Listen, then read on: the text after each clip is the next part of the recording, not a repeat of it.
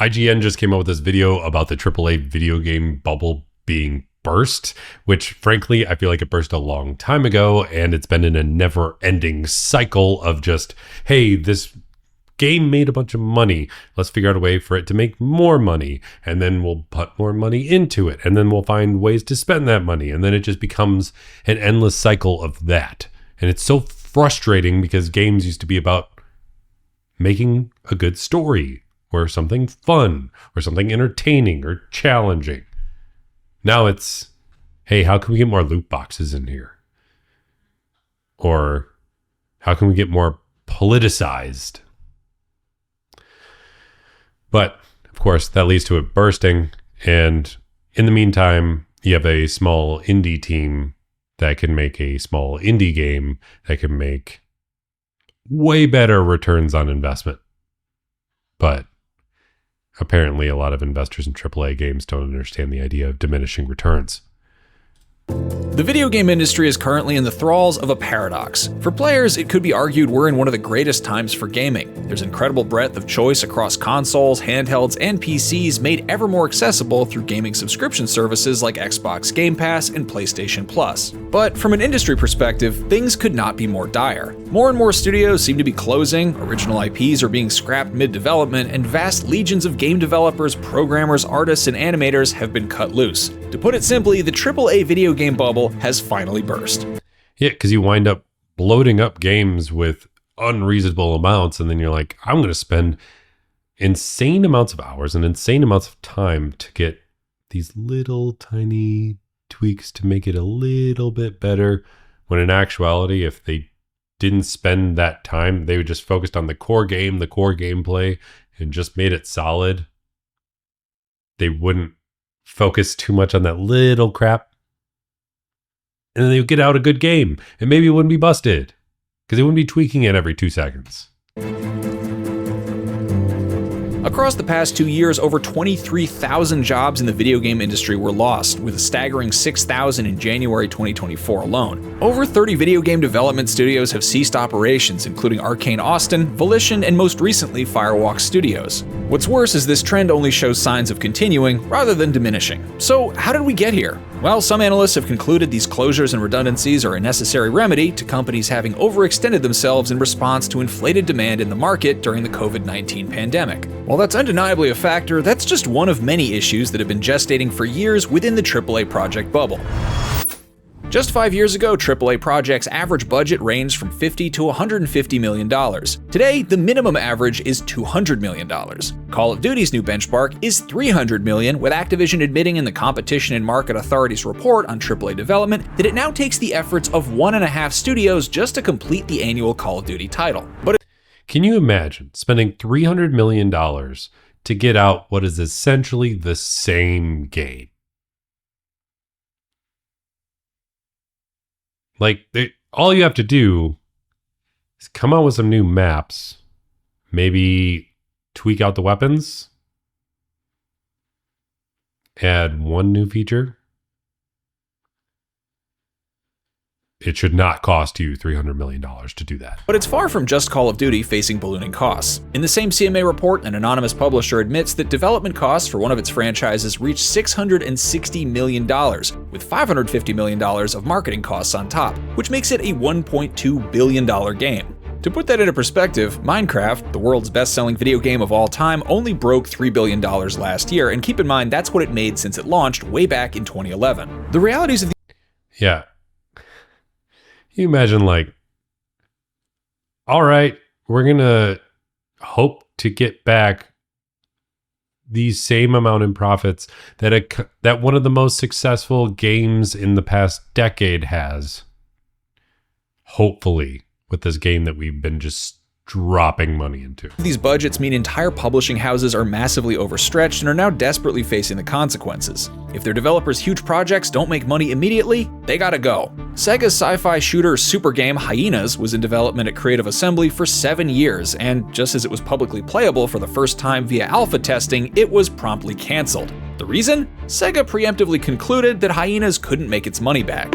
Blizzard's survival project Odyssey had a similar trajectory. Odyssey would have been the studio's first new IP in 8 years, and given the market's love for games like Minecraft and Rust, such a gaming titan should have undoubtedly made waves with this project. When Microsoft acquired Activision Blizzard, though, the project was swiftly killed with little reason publicly given beyond inconveniences in switching engines to increase player count on the servers.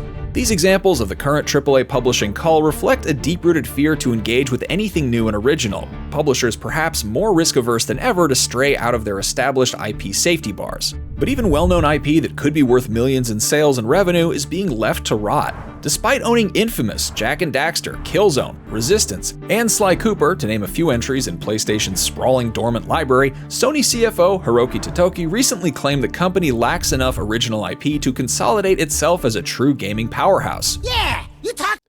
I would kill for a new Infamous game. I love that game series.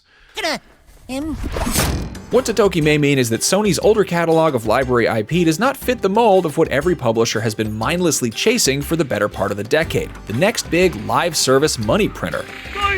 Money. It's difficult to imagine much fanfare for a Sly Cooper reboot where Bentley and Murray are purchased to play, grand heists or season pass bonuses, and worlds are delivered half-baked instead of fully formed. It's undeniable that on some level the video game market has changed forever because of this live service model. Maybe you should not be forcing the live service model in the first place. I get that it's profitable, but it's saturating the market, and only so many people can handle a constant live service model. The average, dad that comes home after a long day of work and just wants to be able to play for a little bit, they don't want to deal with all that. They just want a game that they can play a little bit. That's it. I know that's not the biggest moneymaker in the world, but if you come out with a good game that people get really hooked on, it doesn't have to be live service necessarily, and you can always come out with some other stuff for it later. Video games don't just have to compete with new rivals, but somehow find space in an increasingly crowded market dominated by decade-old titles like Fortnite and Grand Theft Auto Online, games which will continue to hold higher player counts than many of the best sellers of the last few years. But live service titles require investment of not just money, but also time to find their audience, neither of which was afforded to Firewalk Studios' Concord. The crew of Concord's North Star will never fly again. The recent fate of Concord's Firewalk Studios serves as a microcosm for the increasingly bleak outlook for the next few years. There was a lot of problems with Concord, though. In video game development. Concord was Firewalk's first game, its baby in many ways, an 8-year development bolstered by a Sony acquisition and a reported cash injection of $200+ million. PlayStation reportedly believed it had the next Star Wars-esque franchise on its hands. But the game struggled significantly across both its beta testing period and launch, and was soon completely shut down by Sony just weeks after it was released, with Firewalk closed for business shortly thereafter. Concord's downfall happened faster than any other failed game of the live service era. Don't joke about something like this. Just a decade earlier, though, a similar disaster was plaguing Blizzard's Diablo 3. The crippling Error 37 message made the game unplayable, and fans worldwide I am a massive fan of Diablo. I still play Diablo 2 Resurrected. I never even touched Diablo 3 because of how atrocious it was. decreed the absolute failure to launch. Soon after, the game's real money auction house left players with a foul taste in their mouth that Diablo 3's reputation was roasting in the fires. Instead of abandoning it, Blizzard repaired the game, removed the auction house, and then fundamentally upgraded and evolved. Oh, actually, I did play Diablo 3 when it came out for free on PlayStation Plus. And it was terrible. I beat it in one sitting, which I've never been able to do with a Diablo game before. But it got away from absolutely everything that made Diablo Diablo.